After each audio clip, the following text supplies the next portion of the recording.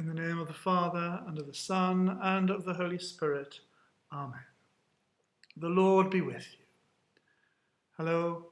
I'm sorry that I'm not able to be with you this week, but circumstances have rather overtaken us. But we look forward to the time when we can be together, when we can celebrate together again. And at St. Peter's, no doubt that will be with a peachy sausage, I hope. A reading from St. John's Gospel. While at supper with his disciples, Jesus was troubled in spirit and declared, "I tell you most solemnly, one of you will betray me." The disciples looked at one another, wondering which he meant. The disciple Jesus loved was reclining next to Jesus. Simon Peter signed to him and said, "Ask who it is he means."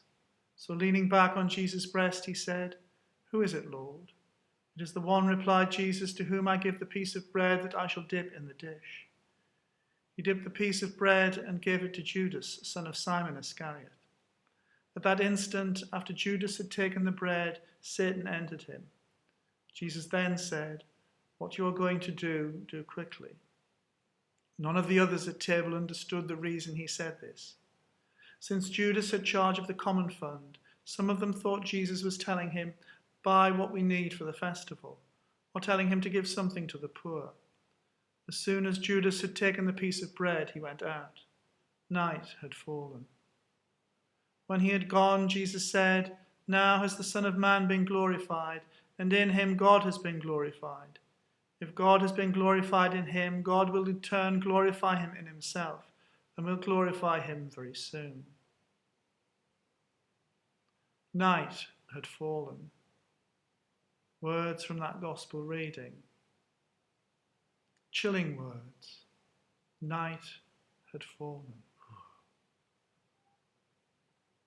The days are getting longer. The clocks have gone forward. The sun is shining. And yet it can feel like night has fallen. Everything is different. Suddenly, everything has changed. We can't celebrate Holy Week in the way we are used.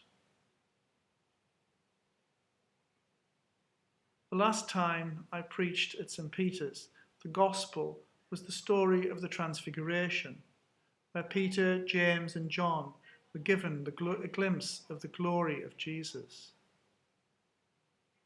It's said that the Transfiguration happened so that Peter, James and John could support the others through the Passion, through the awful things that were to come, to sustain them so that they would get through to Easter. We all need a glimpse of that glory. Of course, unlike those first disciples, we live in a time when we know about the resurrection. We know that Easter will come. But for the moment, night has fallen.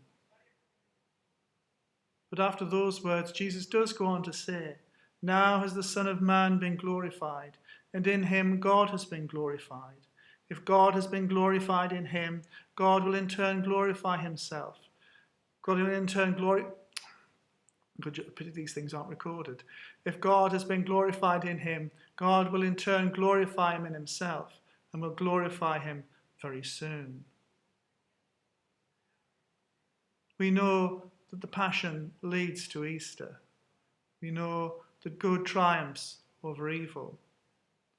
But when night has fallen, it is difficult sometimes to remember that. I'd like to leave the final words to Father Graham Rowlands, who writes, "On Good Friday, two things are inseparable. Jesus is lifted up in the pain of the cross, displaying God's solidarity with the suffering world. And at the same time, he is lifted up in triumph to show pain does not have the last word, and that sin and death are ultimately dealt with. So of all days, Good Friday is one on which we dare to hope. God hasn't come with a glib, easy answer to the question of suffering.